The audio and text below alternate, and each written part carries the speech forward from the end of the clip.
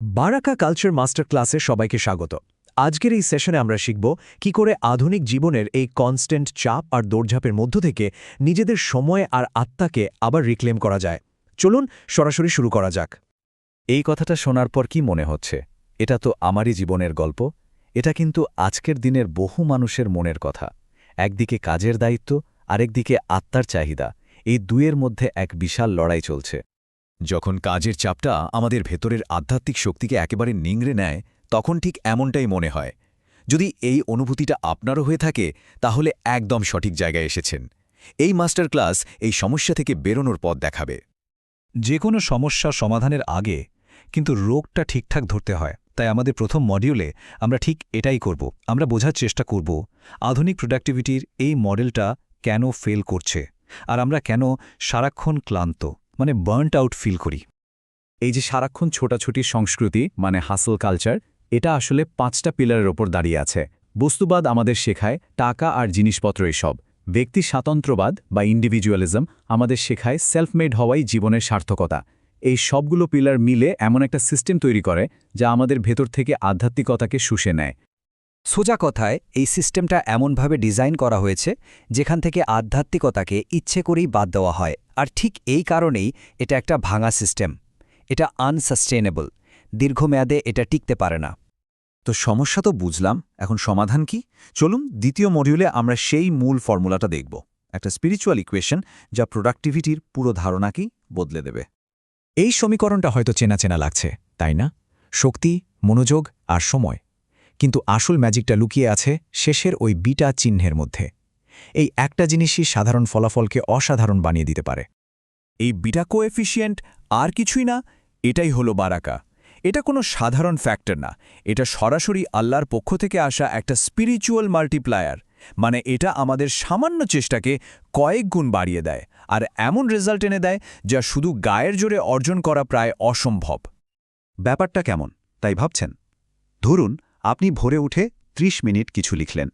সঠিক নিয়ত আর কানেকশন থাকলে সেই 30 মিনিটের কাজটা দিনের অন্য সময়ে করা 2-3 ঘন্টার কাজের সমান হয়ে যেতে পারে।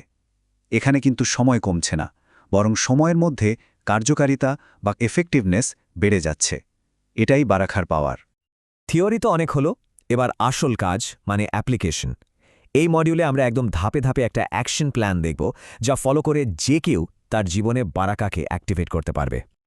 বারাকা অর্জনের জন্য আমাদের রোডম্যাপটা 3 ভাগে ভাগ করা। প্রথমত, আমাদের উদ্দেশ্য বা কেনকে পিউরিফাই করা। দ্বিতীয়ত, ফলাফলের চিন্তা বাদ দিয়ে কাজের প্রসেসটাকে মাস্টার করা। আর তৃতীয়ত, এমন একটা অভ্যাস তৈরি করা যা বারাকার দরজা খুলে দেয়। চলুন এক এক করে দেখি। প্রথম এবং সবচেয়ে শক্তিশালী পদক্ষেপ আমাদের কেন বা উদ্দেশ্যকে ঠিক করা। কারণ যে কোনো কাজের আসল আধ্যাত্মিক মূল্য কিন্তু তার পেছনের উদ্দেশ্যটার ওপরই নির্ভর করে। নিয়ত যদি ঠিক থাকে, তাহলে একটা সাধারণ কাজও ইবাদত হয়ে যেতে পারে। এখানে দেখুন, নিয়তের কয়েকটা লেভেল আছে। একদম নিচের স্তরে আছে টাকা বা খ্যাতির মতো দুনিয়াবি জিনিস, আর একদম ওপরে ইখলাস, পিওর অ্যান্ড সিম্পল, শুধু আল্লাহকে খুশি করার জন্য কাজ করা। আমাদের লক্ষ্য হবে সচেতনভাবে এই সিঁড়ি বেয়ে ওপরে ওঠা। নিয়ত যত পিওর হবে, কাজে বারাকাহ তত বেশি আসবে। আর এই লেভেল আপ করার জন্য একটা সিম্পল কিন্তু পাওয়ারফুল প্রশ্ন আছে। যে কোনো কাজ শুরু করার আগে নিজেকে একবার জিজ্ঞেস করতে হবে, এই কাজটা দিয়ে আমি কিভাবে আল্লাহকে খুশি করতে পারি। শুধু এই একটা প্রশ্নই কাজের পুরো ডাইরেকশন বদলে দিতে পারে। দ্বিতীয় অ্যাকশনটা হলো আমাদের মানসিকতার একটা বড় পরিবর্তন আনা। রেজাল্ট নিয়ে অতিরিক্ত টেনশন করা বন্ধ করতে হবে। আর এর জন্য আমাদের দরকার মালি মানসিকতা বা গার্ডনার মাইন্ডসেট। পার্থক্যটা একটু খেয়াল করলেই বোঝা যায়।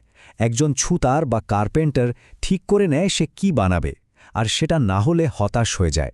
সে সব কিছু কন্ট্রোল করতে চায়। কিন্তু একজন মালি, সে শুধু যত্ন করে, বীজ বনে পানি দেয়, আর বাকিটা আল্লাহর ওপর ছেড়ে দেয়। ফলাফলের টেনশন থেকে মুক্তি পেতে হলে আমাদের এই মালির মতো হতে হবে। তো এই মালির প্রসেসটা আসলে কি? খুব সহজ, 4টা ধাপ। 1. খাঁটি নিয়ত। 2. নিজের সেরাটা দিয়ে চেষ্টা করা, এক্সেলেন্ট এফার্ট। 3.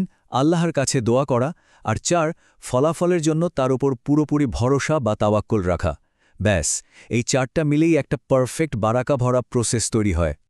এবার আমাদের শেষ এবং ফাইনাল অ্যাকশন, এমন একটা অভ্যাস যাকে বলে কিস্টোন হ্যাবিট, মানে এটা হলো সেই মাস্টার চাবি যা দিয়ে বারাকার অনেকগুলো তালা একবারে খুলে যাবে।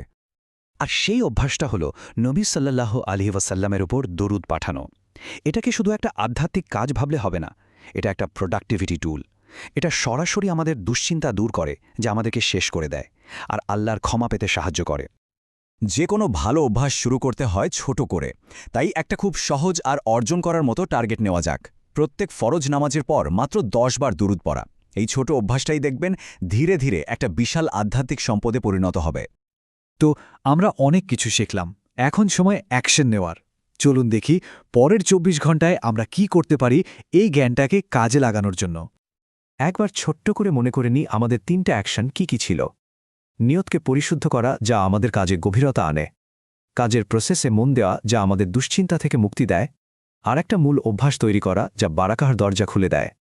আমি বলছি না 3টা একসাথে শুরু করতে হবে, একদম না।